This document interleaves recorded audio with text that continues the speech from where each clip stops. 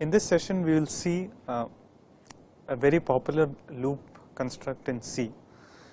We have already seen while loops and do while loops. We will see that do while loops are not all that common in C code when C programmers code. Among the most popular loop constructs in C is this for loop. So let's see what it stands for. Okay. The expression for the general form of the for statement is slightly more complex than that of a while loop. While loop was very simple. While a certain expression was true, you would execute the statement, and when the expression becomes false, you exit out of the loop. For loop is slightly more complex. So it has the following components. It has an initialization expression, then the test expression. This is the expression corresponding to the expression inside the while loop, and then there is an update expression followed by the loop statement. This looks complex at first, but it's quite intuitive once you start using it. Okay. The execution is as follows. First you execute the initialization expression, then you test whether the test expression is true or not. If the test expression is true, you execute the statement and then come back and execute the update expression. After you execute the update expression, go back to step 2, which is go to the test expression. Okay. So init expression is the initialization expression, update expression is the update expression, and test expression is the expression that is evaluates to either true or false. Okay.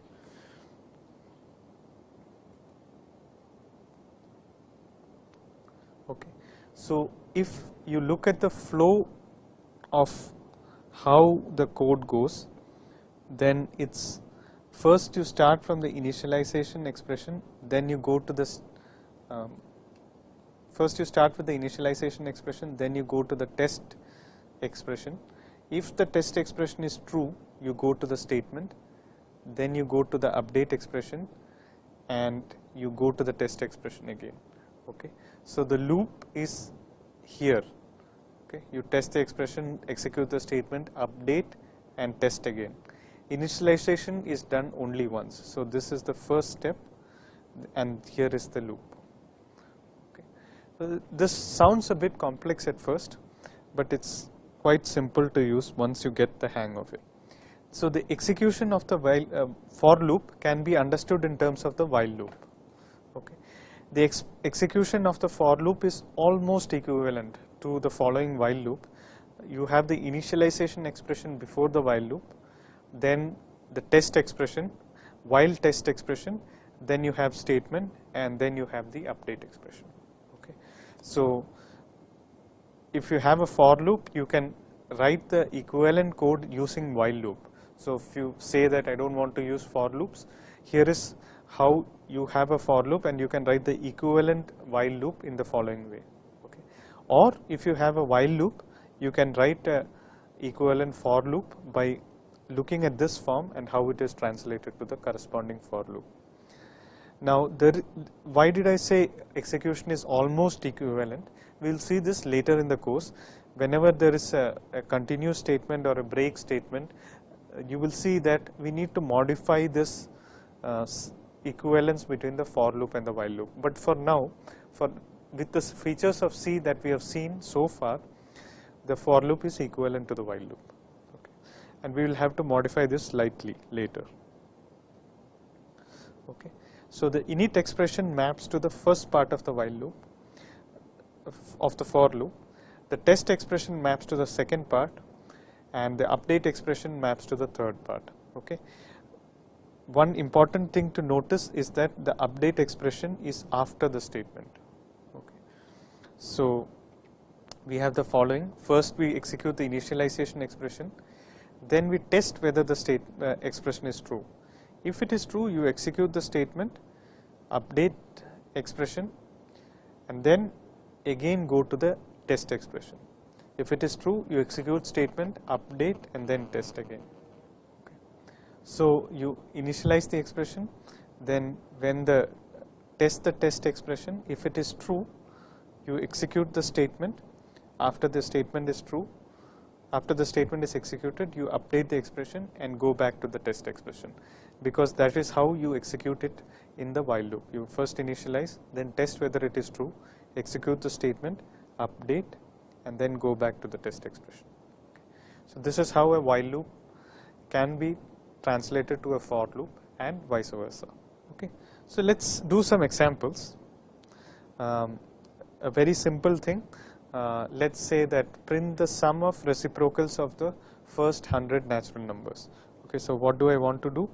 I want to do the following.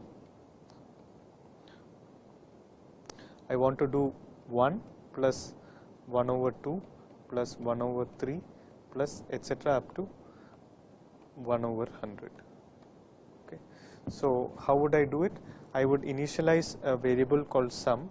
Sum will be initialized to 1, and then to sum I will add 1 over 2, then to that I will add 1 over 3 and keep on going until 1 over 100. So let's see how to code this in C using the for loop. Okay. So I have a variable called reciprocal sum, and even though I am summing over integers, you know that the reciprocal numbers will be real numbers. So in order to keep the reciprocal sum, I need a floating point number, floating point variable, and then I have an integer variable which goes from 1 to 100. Okay. So here is how I will do the loop. First, initialize I to 1. If I is less than or equal to 100, you enter the loop and do reciprocal sum equal to the current reciprocal sum plus 1 over I. After doing that, you update by saying I equal to I plus 1. So increment I. Once the increment is done, you test whether the new number is less than or equal to 100. If it is less than or equal to 100, you do the reciprocal sum, come back, update until you reach 101. At the point where you reach 101, you test whether I is less than 100 or equal to 100. That becomes false and you exit. So you will see that when you exit out of the loop, the reciprocal sum will be the sum of reciprocals of numbers from 1 to 100. So here is how the for loop functions. Okay. So instead of 100, let's try to execute it on a particularly small, very small number, okay, to see how this for loop executes. Okay. So let's, instead of summing from 1 to 100, let's sum from 1 to 4. So first you have the initialization expression. So I is undefined before you enter the while loop. Reciprocal sum is of course initialized to 0. Okay.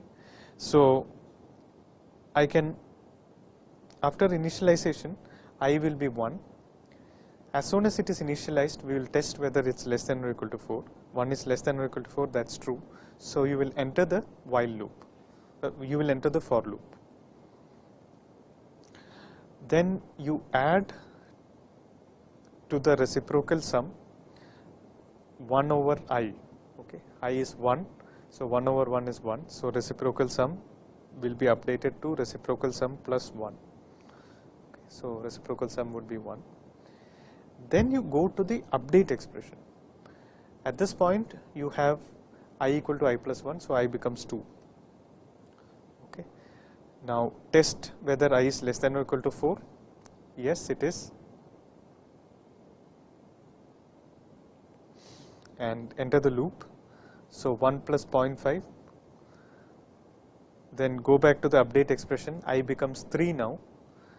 And test whether 3 is less than or equal to 4. It is. So enter the loop. Okay. So you add 1.5 plus 1 over 3. 1.833 and so on. Update again. You have 4. 4 is less than or equal to 4. That is true. So you enter the loop one more time and add 1 over 4, 0.25 to the current number. Okay, so you get 2.0833 and so on. Update again, I becomes 5. Okay. At this point 5 is not less than or equal to 4, so you exit out of the for loop. Okay. Now you say that print that the sum of reciprocals from 1 to 4 is reciprocal sum, which is 2.0833. Okay. So even though the for loop looks complicated, once you start using it, it's very nice to write. You have an initialization expression, you have a test expression, and then you have the update expression that you should do after every execution of the loop. After every iteration, you should have the update expression. As soon as the update is over, you test whether I can execute the loop one more time. If I can, enter the loop, update, and test again, and so on, okay, until the loop condition is false.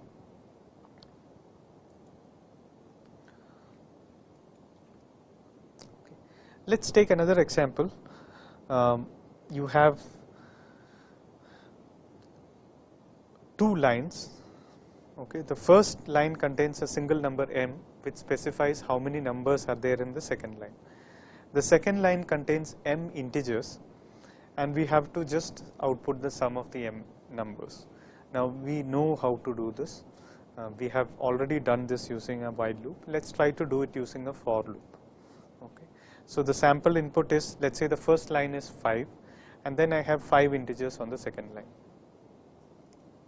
Okay. The strategy is very simple. You read the number on the first line into m, and then have a variable called sum, which will start with the first number and keep on adding the subsequent numbers until you have read m numbers. Okay. Initialize sum to 0. So run a for loop from the first number to the mth number and keep adding the numbers to sum. So this loop will run for m times. Okay. So let's code this up. You have m, I, sum, and numbers, which are all integers. Okay. First you scan the number m, initialize sum to 0. This is important because if sum is not properly initialized, it is some garbage value, and you keep adding numbers to it, you will get garbage value as the output. So initialize the number sum properly to 0, and then here is the for loop. What the for loop does is, you start with I equal to 0, okay, and go on until I less than m. Okay. Now you could also do the following. You could start with I equal to 1 and go on until exactly m. So if you start with I equal to 1, you will say I less than or equal to m. You can adopt either convention. In C, it is more popular to start from 0 and go on until m minus 1. Okay, so you break the loop when I is equal to m. So here is the test condition for the loop, and then you have the loop body, which is you read the number and add the number to sum, and after you have done that, you have the update expression, which is I equal to I plus 1. Okay. So here is how the for loop looks. You start from 0 and go on until I becomes m. You add the number and just increment I, which is I is the number of integers we have seen so far. Okay. Let's do a trace of this execution.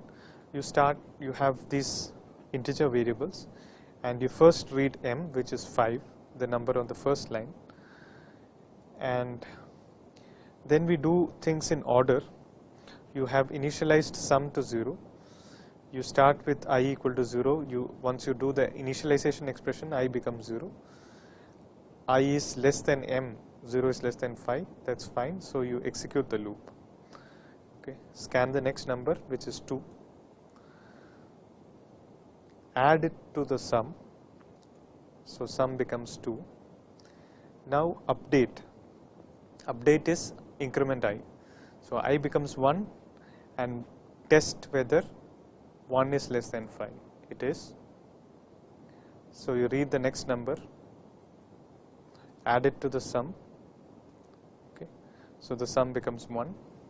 Update again. Okay. and keep repeating this.